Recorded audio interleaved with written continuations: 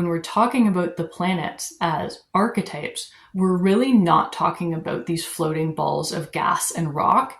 These are living currents of energy, and each one of them holds a significant facet of the laws and the principles that govern this cosmos.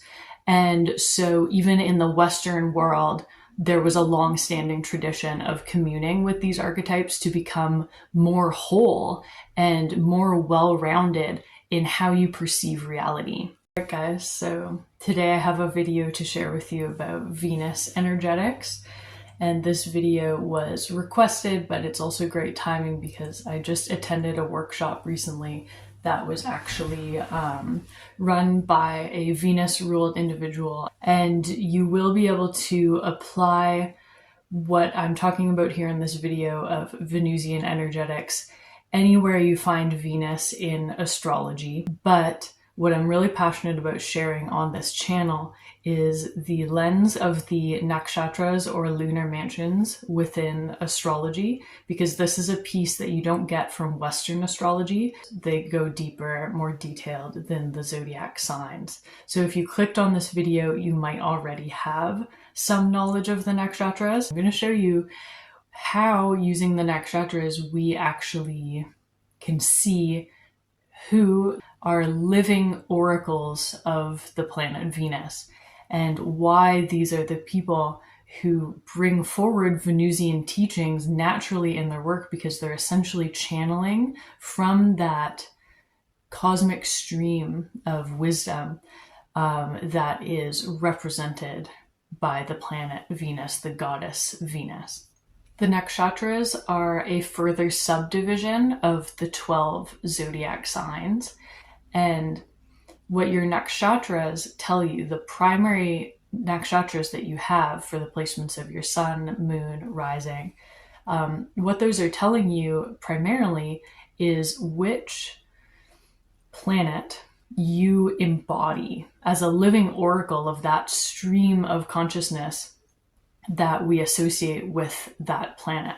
And so that's the main takeaway when you look up your nakshatras. You're going to understand that you really embody the sun, or you really embody Mercury or Mars, or in this case, Venus. What I want to share with you right now is kind of like the bottom line of what we're talking about when we're talking about why it's significant to incorporate the nakshatras into our understanding of astrology. Because here's how I want to explain this. You may have noticed, if you've observed and studied religions of, like if you've studied religions of the past in the Western world, like pre-Christianic religions, that when you're talking about Greek pantheons, Roman pantheons, the gods correspond to the planets, right? Like Venus is a goddess, Mercury is a god, Jupiter, Saturn, all of it. And then in Vedic astrology as well, the gods are explicitly linked with nakshatras and with planets, and the planets themselves are deified. So, and this may be present in other world cultures and world religions as well. I haven't made like an extensive, like broad study of that, but definitely we have that literally in the pre-Christian Western world. And then with the Hindu pantheon within Vedic astrology. So if you look at this deification of the planets, this was really significant for religion and spirituality in a lot of contexts for a long time. And if you hear Rudolf Steiner specifically talk about this, he elaborates on this a bit in what I've listened to from him, where he's really carrying on this tradition of the mystery schools of the Western world through his body of work, Anthroposophy, which came out of Theosophy. And that's really a continuation of these traditional occult practices of the Western world. And you'll hear him talk about communing, like how important it was for these ancient mystery schools to commune with the planets. Again, like these deified planets. And so there are these religious and esoteric practices that go back a long ways that are all about making contact with these gods, like making contact with, for example, Mercury through like Hermes. And when you have the collected teachings attributed to Hermes Trismegistus, like that's not one guy, that's this collection of esoteric teachings and principles, like the Hermetic principles, that could be seen as a channeling of the planet Mercury.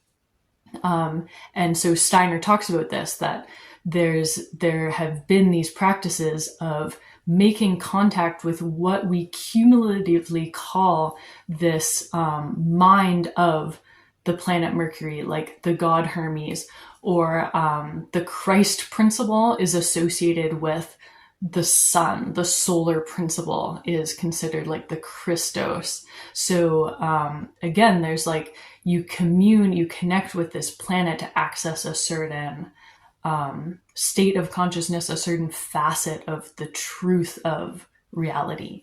And then obviously Venus is one of these examples as well. And with Venus, there's an even more straightforward connection between the name of this goddess, Venus, who of course is also called Aphrodite. So all that is to say that when we're talking about the planets as archetypes, we're really not talking about these floating balls of gas and rock. These are living currents of energy, and each one of them holds a significant facet of the laws and the principles that govern this cosmos. And so even in the Western world, there was a long-standing tradition of communing with these archetypes to become more whole and more well-rounded in how you perceive reality. So what I'm wanting to bring forward with the study of the nakshatras in particular is that the nakshatras are the main layer, more so than the zodiac. These zoom in more to the zodiac, but it gives you this other layer. And mostly the nakshatras are the layer that's going to show you which one of these archetypes you are actually coded to be able to channel and embody. And the more self-actualized a human being is, the more they become a living transmission of the planets that they took on as their astrological blueprint. And they're speaking as oracles of those streams of cosmic wisdom. And I think what's really interesting is that we live in a world where there are so many people who are self-actualized in this way and have been self-actualized and then shared their work, like their work lives on, even if they're not still living. There are so many of these people because we've reached such a stage of development as a human race that we don't necessarily have to think that we need to go into meditation to commune in a more abstract or meditative way with these planets, because you can actually interact with the living energy of the planets through people who are sharing their body of work that is actually a channeling itself of that planet. So when you look at a self-actualized person and the body of work that they've established, by looking at their astrology, you can see that they're speaking for something that's much bigger than them. And through their nakshatras, you can clearly see which planets they are expressing, embodying, and basically acting as oracles, bringing the transmissions through from the archetypal realm that we've always associated with those planets. So in today's video, we're talking about Venus in relation to this. And I had the privilege last week of attending a workshop by someone named Kasia. I don't know if you've ever heard of her before, but that workshop and all of Kasia's work is a transmission of Venusian energetics And she basically acts as an oracle and an embodiment of Venus herself, and bringing those living teachings of the goddess into the modern world, and allowing women to connect with them in the way that the goddess intended. And so I'm going to be sharing some stuff about Kasia today and her teachings, and how these are actually universal Venusian teachings that I've seen brought forward by multiple people who have this in common, that they have Venus-ruled nakshatras. So Kasia Urbaniak has her moon placement in Purva Phalguni nakshatra, and the moon placement is considered in Vedic astrology to be the most significant nakshatra that you have in terms of your personality, your fundamental energetic signature. Purva Phalguni is the second nakshatra that is ruled by Venus. Every planet rules over 3 nakshatras. So Venus rules over Bharani, which is in sidereal Aries, Purva Phalguni, the one that she has, which is in sidereal Leo, and then Purva Ashada, which is in sidereal Sagittarius. So Kasia embodies that second nakshatra of Venus. Kasia also has significant Saturn energy going on, and everyone has multiple aspects to their personal energetic signature. But the fact that she has her moon in Purva Phalguni, that's a fundamental Venus tone to her energy. And you can really see this in her work. She works exclusively with women. She's a teacher on women's power and feminine energetics. So just to read off her website here, Kasia Urbaniak is the founder and CEO of the Academy, a school that teaches women the foundations of power and influence. Kasia's perspective on power is unique. Over the course of nearly 20 years, she has worked as a professional dominatrix, practiced Taoist alchemy in one of the oldest female-led monasteries in China, and obtained dozens of certifications in different disciplines, including medical qigong and systemic constellations. Since founding the Academy in 2013, Kasia has taught over 4,000 women practical tools to step into leadership positions in their relationships, families, workplaces, and wider communities. The trick that this culture, or most cultures on the planet, not all, pull on a woman is to relegate her erotic experience of life and agency, not just to the sex act, but to the agency of another person. So the workshop that I attended from her last week was called the Embodied Axis of Power. And so the foundations of what Kasia teaches, where it's talking about how she teaches power, one really big part of how she teaches power and what actually allows a woman to connect to her own power is the connection to the erotic current. And of course, we hear all the time how important it is to be embodied, right? Like embodiment, yeah, that's great. And then what Kasia does is she teaches exactly how you become more embodied, which is quite a mysterious thing to most people. She really demystifies how exactly that works. That there is true power that has synergy, that is generative. When the person in the position of authority is paying attention to see how their authority is landing, how that attention is working. Everyone knows when a person with genuine power, when they walk in the room, you can feel their presence. They don't have to say anything, as you were saying. What is it that gives that person that kind of power versus I have an army behind me?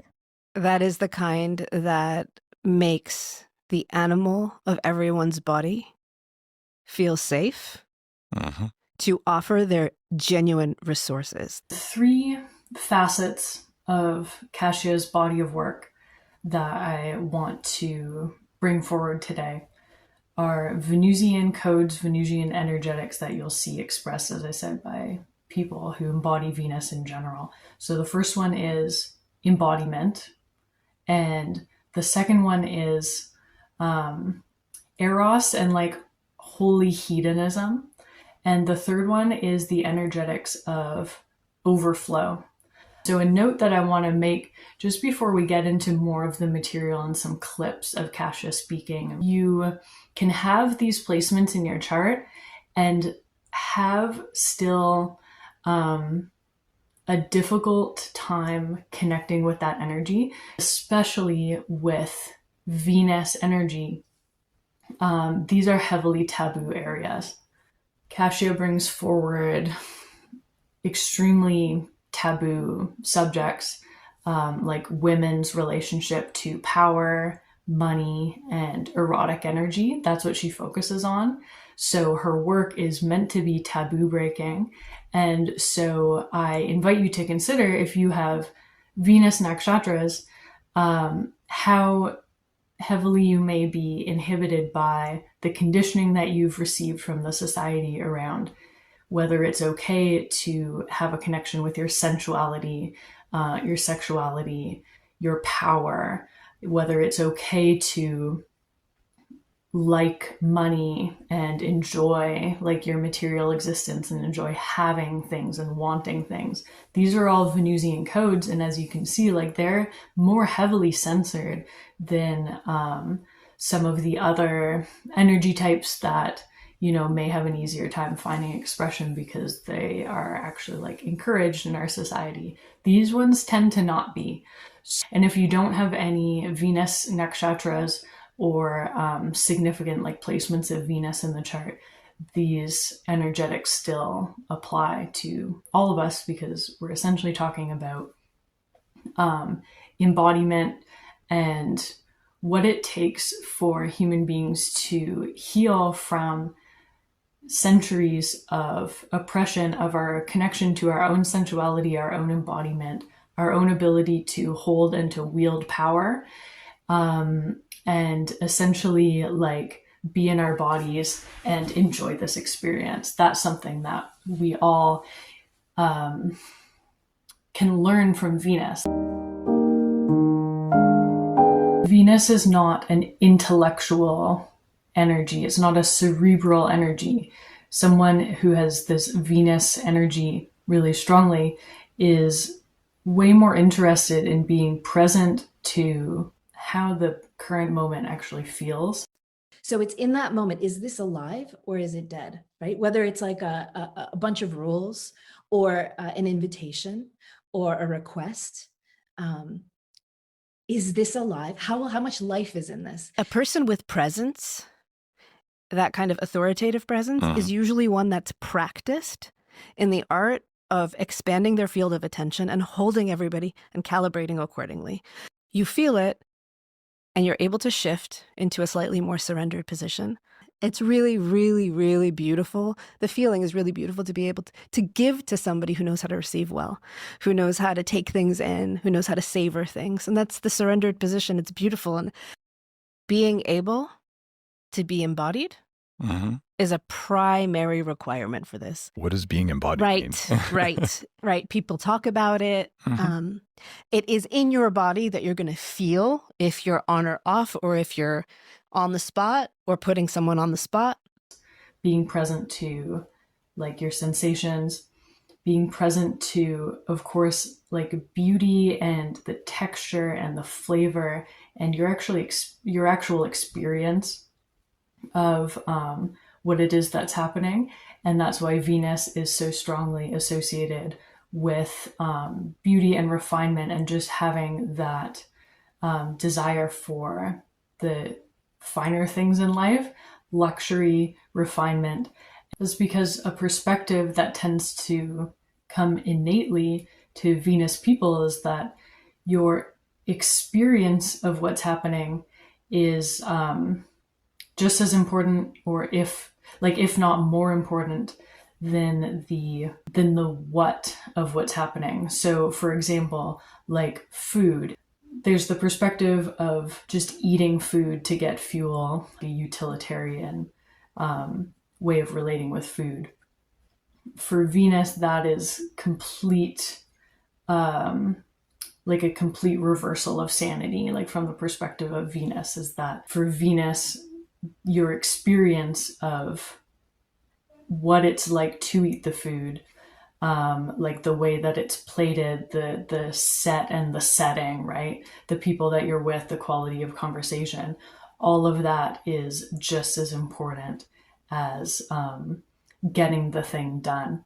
And so you can see how this is an energy that has been really repressed and discouraged, or kind of relegated to the realm of luxury or privilege, when really that's a core Venusian energetic, is to be present with the experience and really attuned to like what heaven on earth actually feels like. And it's something that we can all learn from Venus, because at the end of your life, you're not really going to care that you checked all of these things off of your to-do list, that you did what you had to do in the most utilitarian way possible. You're going to be remembering what was the texture, the flavor, the sound of that experience. And you'll hear Venusian people talk about sensuality versus sexuality, because this is one of the distortions that exists in our culture that cuts a lot of people off from the ability to really be immersed in a satisfying experience, because we've received a lot of conditioning around, if you're enjoying your senses and actually in the moment savoring something in a sensual way, that immediately treads on this taboo around sexuality, that somehow you're now being sexual. So if there's no distinction and no sense of clarity around like what is your sexual energy, and how can you enjoy your senses and actually enjoy like basic everyday sensory experiences and still like experience pleasure in like those two distinct ways. Like you're not calling for like sexual attention, or you're not being sexual necessarily. You're just enjoying your meal a lot and like being comfortable with the fact that you're like enjoying the taste and the smell of things, for example. As you know, it can be really hard in our society sometimes if you're around people who are like really, really triggered by that, because they're equating sexuality with sensuality. And so you just feel like you can't really like show that you're enjoying your life at all. So that's a related code to the embodiment piece that you'll see Venusian individuals bring forward a lot, because essentially if you feel like you can never be sensual, it's really hard to actually be in your body. As I just said, if someone is used to deflecting pleasure, or like really not feeling comfortable actually feeling pleasure, or they feel like they always have to hide that from the people around them, then there's actually this like barrier that you're putting up, where you're not like allowing your experiences and allowing beauty and sensation to like actually penetrate you and like soak into your body on a deep level. So a lot of what Kasia helps her students with, and when she's guiding workshops and stuff like the one I attended, part of it is letting that guard down and actually allowing yourself to savor what is here, and as she puts it, to receive what you have. Tell a woman, tell me what you're grateful for. Mm-hmm. Watch her body. Her body contracts. She gets a smile on her face, and she starts shooting all this energy out of her eyes and face, like she's paying back for what she doesn't deserve.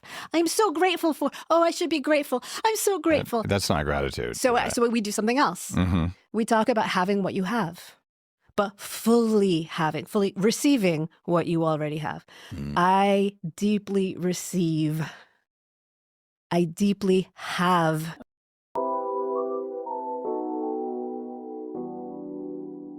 Of course, when it comes to someone like Kasia, or another Venusian teacher that I'll mention in a bit here too, named Aubrey Aurora. She teaches on this as well. Just like actual connection to the erotic current, your actual sexual nature as well. A workshop that I attended with Kasia, she was bringing forward this teaching around like holy hedonism.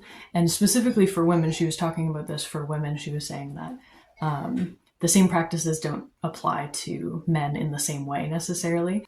So specifically for women, she led us through a practice of connecting with each one of the quote unquote 7 deadly sins, and actually connecting with each one of those like aspects of desire and like satiation and lust as an expression of like the sacred wanting to actually be here in life, like actually wanting to root into this experience and to be here because we want to, like actually have lust for life.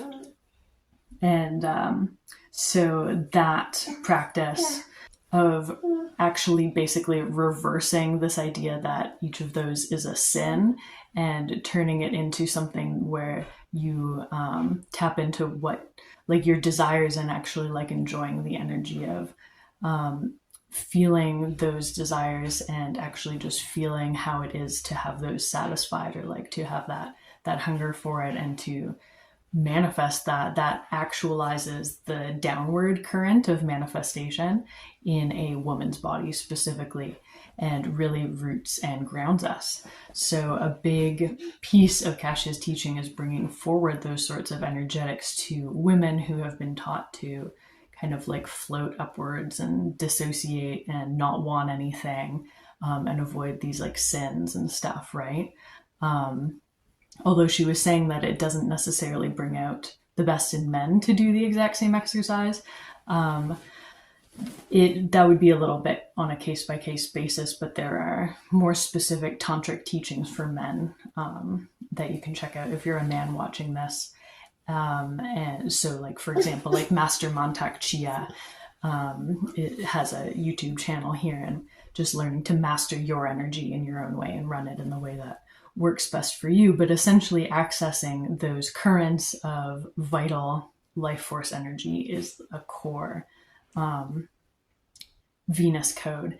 And what's so sacred about that is a really big problem that we're facing in the creation of heaven on earth, the creation of a new earth, is the fact that so many of us don't even want to be here. So, and it's a vicious cycle, because this world that we see around us in many ways has been the product of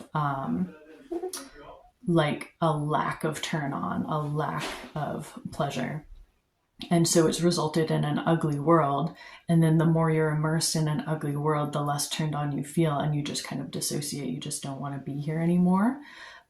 So it's really important to be connecting with this Venusian current, these Venusian transmissions, and to be learning from people like Kasia, and to be doing this work to reconnect to actually being grounded here, actually seeing this as a place where we come to play and to enjoy ourselves. That's the sacredness of why she's calling this holy hedonism. It's not a destructive hedonism, it's a life-giving hedonism. These Venusian teachings of actually enjoying your life, like actually allowing yourself to feel the good things, actually allowing yourself to like eat and be nourished and be loved and feel your body and like enjoy like pleasure and pour into yourself in that way. It really is the way that we're going to change this world. I definitely want to point you to like obviously Kasia, check out her stuff, and then also this other woman that I mentioned, Aubrey Aurora, she's on Instagram and she has Purva Phalguni ascendant.